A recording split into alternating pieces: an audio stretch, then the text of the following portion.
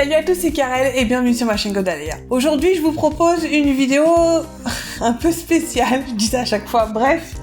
Une vidéo que je n'ai encore jamais faite. Il y a quelques temps sur le compte Instagram de Cécile Duquesne, dont je vous mettrai le lien ici dans la barre d'infos.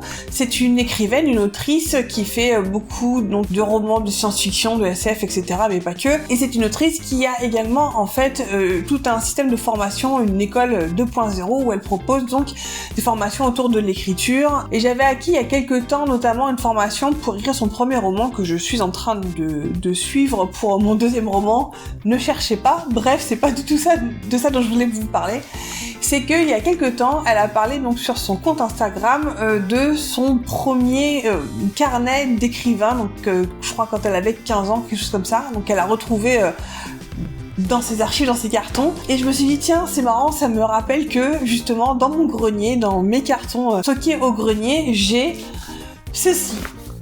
Et ceci, mes amis, c'est justement mon premier, enfin ce qui regroupe mon premier roman que j'ai écrit quand j'avais quelque chose comme 13 ou 14 ans. Je vous en avais parlé, je crois, très rapidement dans une FAQ écriture il y a quelques temps. Et voilà, donc je suis allée au grenier et j'ai retrouvé ceci, et pas que. Cette chemise concerne donc ce que j'ai pu récupérer, ce que j'ai pu écrire donc sur mon premier roman quand j'avais comme je disais 12-13 ans, qui s'appelait La gardienne de l'oubli. Et je suis tombée sur une autre chemise et qui en fait regroupe les premiers écrits de Wolf qui est devenu Bad Moon Rising, qui est devenu Versipellis, donc mon premier roman que j'ai terminé, que je suis en train de corriger. Et quand j'ai ouvert ça, ça a rappelé vraiment plein de choses et bref, je vous en parlerai, mais commençons déjà par celui-ci. Je voulais vous montrer principalement cette pochette, cette chemise, qui comme vous voyez est ultra vieille, les élastiques sont super vieux, et donc ça regroupe ce que j'ai pu faire donc quand j'avais 12-13 ans. Voilà, c'est là dont je parlais. Quand j'avais 12-13 ans, quand j'ai écrit donc mon premier roman que je n'ai jamais terminé et qui s'appelait La gardienne de l'oubli. Et comme vous pouvez voir,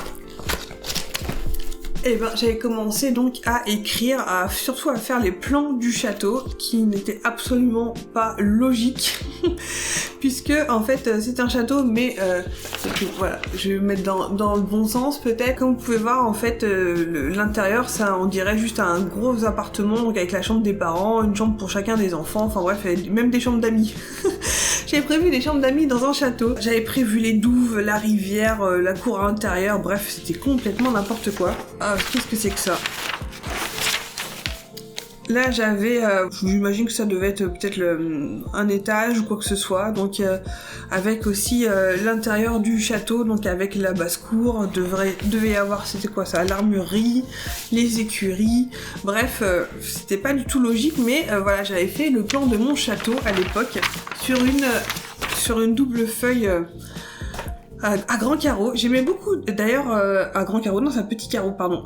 C'est quelque chose que j'ai remarqué, j'aimais beaucoup écrire justement sur des feuilles à petits carreaux. Je ne sais pas pourquoi, mais ça c'est un arbre généalogique, donc avec mes personnages. C'était une histoire de fantasy qui était fortement influencée par Gargoyles, donc il y a forcément des gargouilles et des hommes. Ça se passait en Écosse, si je dis pas de bêtises. Voilà, ça c'était le brouillon, donc j'ai fait de l'autre côté la version originelle. Bon, il y a vraiment tout et n'importe quoi. Du coup j'ai des dessins, des études de main, n'est-ce pas? J'avais du coup dessiné la plupart, je sais pas si vous verrez, mais j'avais dessiné en fait des détails et des personnages. Ça c'était, je sais même pas me lire. Je sais pas qui c'était. Oui, et donc la particularité de ce roman, c'est que je l'ai écrite sur, comme vous voyez, des doubles pages à petits carreaux. Et donc je numérotais les pages là pour pouvoir m'y retrouver. Et je suis assez étonnée de voir qu'il y a un petit peu de rature, mais pas tant que ça. Et d'ailleurs, je remarque qu'il y a certaines choses en fait qui sont écrites par moi, je reconnais mon écriture, mais il y a des choses qui sont écrites par ma sœur. Ça c'est l'écriture de ma sœur, et ça je me souviens justement que en fait je lui dictais la suite de l'écriture quand je prenais mon bain, et donc je lui dictais, elle écrivait à côté. Donc c'était un travail d'équipe. Et donc il y en a un sacré paquet. Encore des... Ouais, je vais vous montrer à faire du coup des escaliers. Ça c'était encore des essais de plans de château. Ça aussi j'ai l'impression, voilà. Ça devait être voilà, le rez-de-chaussée, porte d'entrée. Premier et deuxième étage. J'avais un château mais c'était pas très grand. Et là, ouais, il y a plein de dessins et puis encore des arbres généalogiques. Un tirage du loto et ça date de 96. Ça vous donne 96, du coup j'avais 14 ans à l'époque. Ah oui, j'avais le cheval de mon héroïne s'appelait Vegeta. Voilà. C'est grand n'importe quoi. Et ça c'était, je pense que c'était la daronne des gargouilles. Vu sa tête, elle a des cornes à ne plus savoir comment faire. Ah oui, et dans mon histoire en fait, j'avais des chevaliers du zodiaque. Donc voilà. Donc c'était pas des chevaliers, moi c'était des acolytes. L'acolyte du Verseau et évidemment du coup il avait l'armure du Verseau des chevaliers du zodiaque. Et il y en a pas mal. L'acolyte du Capricorne, vous pouvez voir, j'avais juste fait le personnage à silhouette. Je l'avais pas encore habillé, j'avais fait du coup Sagittaire. Donc ça c'est le Sagittaire qui était un homme. L'acolyte du Scorpion, l'acolyte de la Balance, évidemment ils sont dans l'ordre en plus, Vierge. Ah, l'acolyte du Cancer, voilà, c'est le masque de mort. Qu'est-ce qu'on a ici, le vert, ça c'est Gémeaux. Taureau c'était une femme, et l'acolyte du Bélier c'était un homme, et voilà. Ils ont tous les armures des chevaliers du zodiaque. On était encore dans le truc des chevaliers, du coup j'avais fait l'emblème de chacun des signes du zodiaque, j'avais fait aussi, ça doit être les signes de terre ou je sais plus quoi. Ah oui, il y avait tout un truc où en fait les acolytes, je crois, inverses, il fallait que ce soit un homme, une femme et un homme, enfin bon. Et j'avais fait du coup mon plan, je crois que j'avais dû acheter un truc sur l'astrologie pour pouvoir faire ces trucs là. Et ça, donc du coup, ce sont tout ce qui est dactylo, en fait, tout ce qu'on écrivait sur papier, je l'avais mis sous forme informatique, en sachant que, donc ça c'est sur PC, puisque ça doit être sur Word ça, mais avant, je pense que ça doit être là, voilà. Avant, j'ai dû l'imprimer, mais 50 fois, quoi. Et, tiens, j'ai au milieu, comme ça, j'ai... Oh purée, c'est vieux, ça. Black Lady de Sailor Moon, j'avais ancré à la plume. Oh, je me demandais où est-ce qu'il était ce dessin, voilà, maintenant je sais. Donc je reviens à mes moutons, c'est que donc comme vous pouvez voir, donc je l'ai imprimé sur des feuilles comme ça, mais avant d'écrire sur PC, j'avais écrit ce roman sur Atari. Le traitement de texte sur Atari, quand on imprimait les pages, ça donnait ça. Ça donnait cette espèce de police un peu vieillotte. Et voilà, ça c'était les toutes page 1, chapitre 1. Et ça commençait comment ? La nuit paraissait somptueuse. Les étoiles scintillaient à qui mieux sur cette toile bleu marine. Ah bah oui, tu m'étonnes. La lune éclairait presque aussi bien que le soleil se reflétait dans l'eau du lac. Il n'y avait pas un nuage à l'horizon et tout paraissait très calme. La princesse Gracie observait ce magnifique paysage. L'air était chaud et un léger vent jouait dans ses cheveux. Avec ses cheveux, pardon. Elle se disait avec assurance que l'air de ce pays dépassait en douceur de loin les autres. Malgré son ignorance à ce sujet, elle paraissait pouvoir prévoir ses sentiments si cette occasion se présentait. Par exemple, un voyage à l'extérieur des terres. Oh mon dieu. Et d'ailleurs j'ai plein du coup d'impressions comme ça. Je les ai imprimées mais 50 fois. Ça encore, donc ça c'est la version donc écrite et ensuite je refaisais sur ordinateur. Donc, comme vous voyez, là il y a quand même un petit peu plus de rature. Là on est, je sais même plus dans quel chapitre on est là-dedans. Faudrait que je les remette dans l'ordre. Oh là là. Ah, c'était vraiment old school quoi. Ah, début chapitre 9. Ah d'accord. C'est chapitre 9. Donc elle avait son cheval qui s'appelait Vegeta. Je me souviens que j'avais changé son nom. Ouais, il s'appelait Vegeta. C'était super important qu'elle ait son cheval à elle. Et du coup, voilà, il s'appelait Vegeta. Qu'est-ce qu'on a encore? Tout ça, c'est tout ce qui est écrit. Qu'est-ce que c'est ça? Et à la fin, on a... Je comprends même pas ce que j'ai mis. La décision... Ah oui, là, c'était le titre.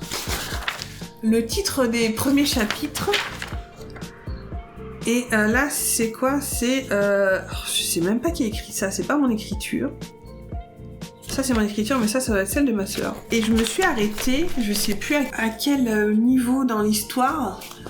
mais j'étais allée assez loin et en même temps pas très loin parce que dans ma tête c'était une trilogie évidemment puisque c'était de la fantasy donc c'était forcément une trilogie et je pense que j'avais très bien le début, j'avais pas du tout le milieu et j'avais la fin et je me suis arrêtée parce que en fait au bout d'un moment je me suis un petit peu désintéressée de ce projet. Donc ça c'était la pochette de La Gardienne de l'Oubli et ça c'est la première pochette qui concerne Wolf. Donc ça a été donc le premier roman que j'ai terminé il y a pas si longtemps que ça, mais que j'ai commencé en 2001.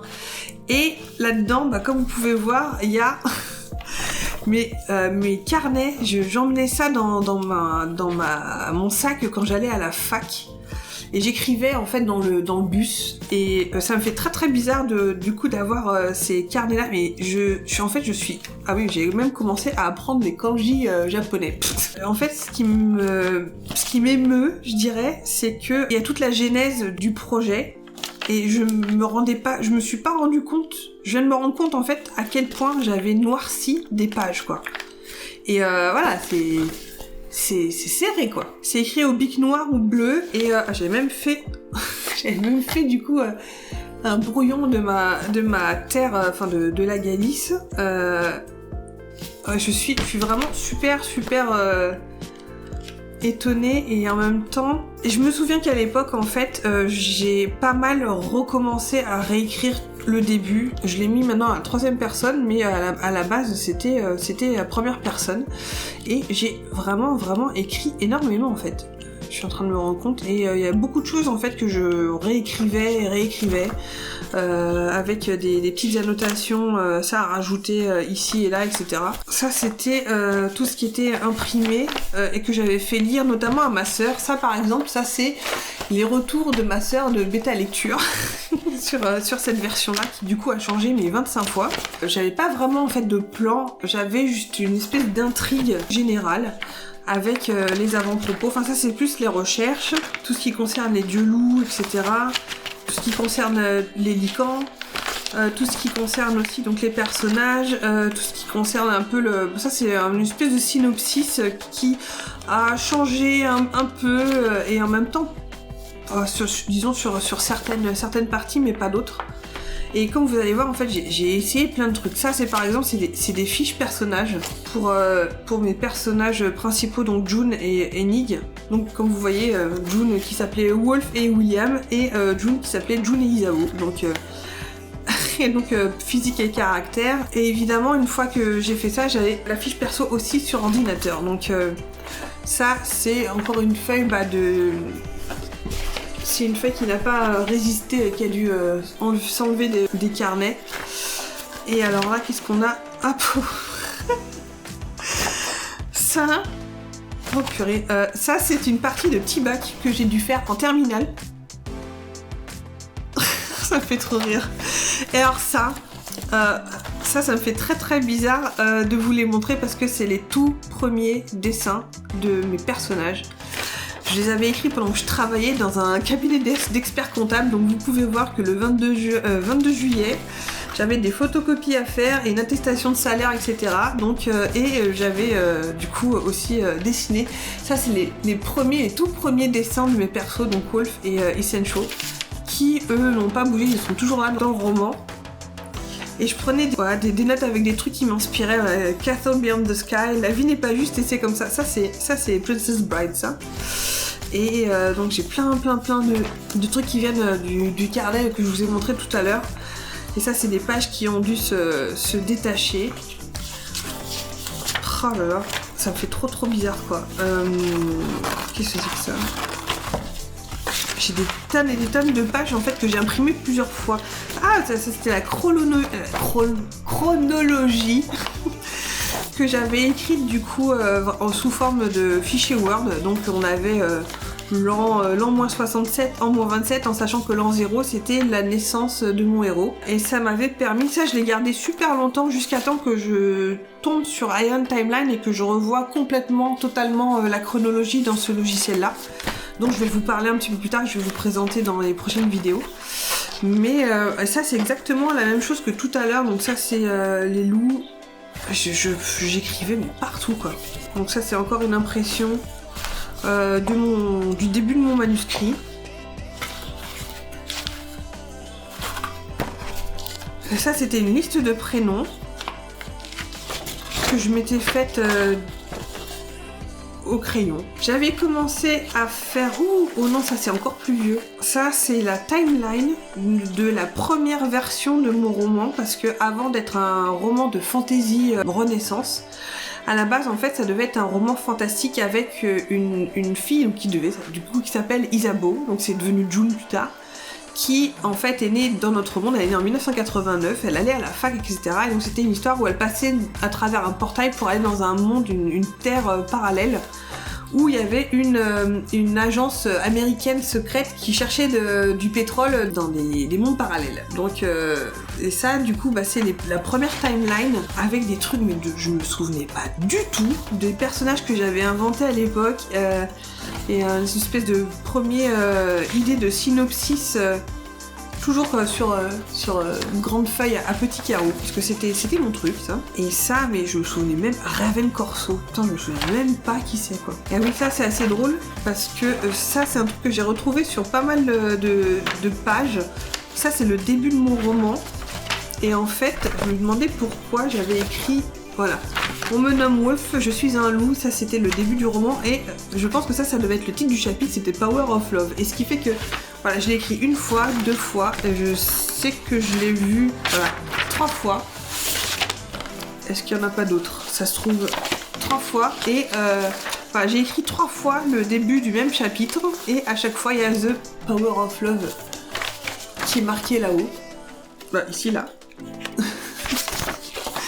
Donc ouais, j'ai réécrit et réécrit le début, mais un nombre incalculable de fois. Et je me souvenais pas du tout. Ce sont les personnages secondaires que j'avais fait là-dedans. Voilà, les premiers synopsis de la première version. Ça fait vraiment bizarre de retomber là-dessus. Ah oui, et j'avais fait du coup les portraits des personnages. Je vais vous montrer. Et c'est assez drôle parce qu'en fait ces personnages secondaires sont encore dans mon roman sous des formes différentes, mais ils y sont encore. Et donc ça devait être l'héroïne Isabeau qui est devenue June du coup. Et je les ai redessinés plusieurs fois, comme vous pouvez voir. C'est les mêmes, hein. C'est exactement les mêmes. Ça c'est les garçons. Et ces dessins-là, ils doivent avoir, je sais pas, 20 ans. Presque 20 ans. Ils datent de combien? 2003. Enfin, voilà, ils ont 17 ans ces dessins-là. Voilà, ça c'était mon premier dessin d'un loup que j'avais fait. Bon, ça aussi c'est vieux. Bah, ça c'était les filles de l'histoire. Et c'est tout.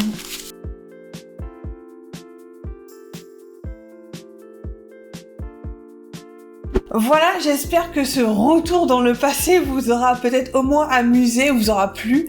Moi, ça fait vraiment très très bizarre de retourner dans tous ces fichiers, dans tous ces dossiers d'archives. Il y en avait que j'avais complètement oublié, je dois avouer, et ça me fait vraiment un peu chaud au cœur de revoir tout ça. On se retrouve bientôt dans une prochaine vidéo, et en attendant, je vous souhaite d'excellentes lectures, de bonnes séries, de bons films, et on se dit à très bientôt dans une nouvelle vidéo. Ciao!